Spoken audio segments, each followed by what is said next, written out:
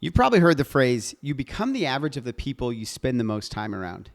And honestly, the older I get, the more true that I think that statement is, especially for kids. You're listening to the Houses and Spouses podcast with Ryan Hamilton.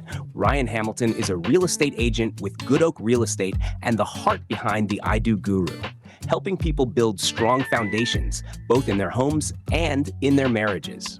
Let's get into it.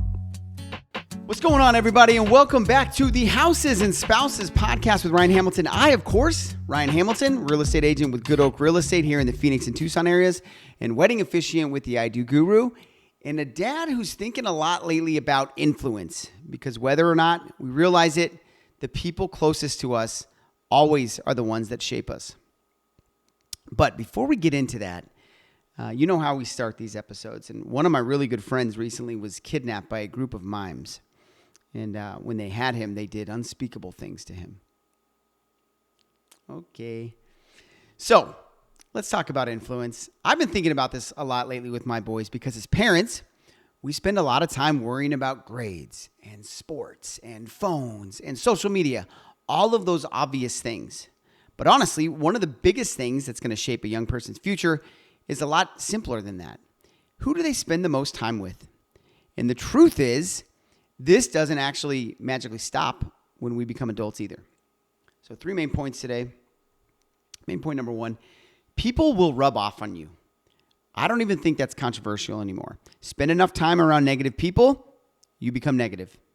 Spend enough time around people with no ambition, you get lazy. Spend enough time around people who gossip constantly, complain constantly, blame everybody else for their circumstances. That starts to sound normal for you. And on the flip side, when you're around people who are disciplined, who are positive, who are growing, who are accountable, who are encouraging, that rubs off also. Energy is contagious. Mindset is contagious. Habits are contagious. And I think young people especially underestimate how much their circle actually shapes who they become. Which leads to the second thing that I've been thinking about. Not everyone deserves a front row seat in your life. And so this is where that front row idea comes in. Not everybody deserves close access to your life. Not everybody deserves influence to your life.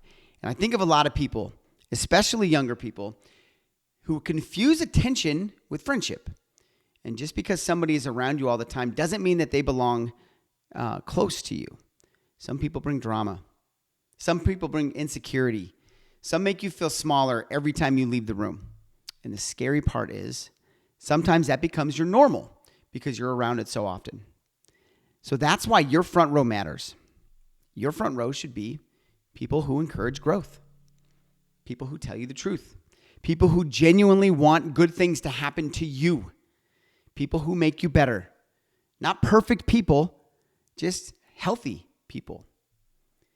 And honestly, this last point is probably the biggest one for me personally. We have to teach this to our kids because kids don't naturally know how to choose healthy influence. They just don't. They want acceptance. They want connection. They want to fit in. We all did when we were young. And now with social media, with group chats, with online opinions, with influencers, with podcasts, and all that other noise, there are more voices fighting for a front row seat in our kids' worlds than there ever has been before. And that's why I think this conversation does matter. Not in a preachy way, but in a real way. Helping our kids ask or figure out how to process the questions. How do I feel around this person? Do they push me forward or are they pulling me backwards? Do they make me feel more confident or do they make me feel more insecure? Do I like who I become when I am around this person? That is the real question. Not are they popular or do other people think that they're cool? The real question is, who do I become when I'm around them and do I like that person? So here's the takeaway. Take a look at your front row because whether you realize it or not, those people are shaping your mindset, your habits, your confidence, your direction, all of it. You don't need a giant circle. You need the right people close to you. And if you're a parent like me, maybe this is a conversation worth having with your kids as well. So Thanks again for listening to another episode of the Houses and Spouses podcast with Ryan Hamilton. If this episode connected with you in any way, send it to someone who belongs in your front row.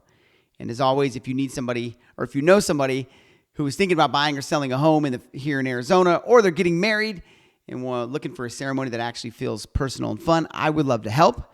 And you can find more episodes and everything else at gannonhamilton.com/podcast. We will see you on the next episode. Thanks for hanging out. This has been the Houses and Spouses podcast with Ryan Hamilton. Thanks for tuning in. Don't forget to subscribe and share this episode with someone who needs it. For real estate help or a wedding ceremony crafted with care, connect with Ryan online. See you next week.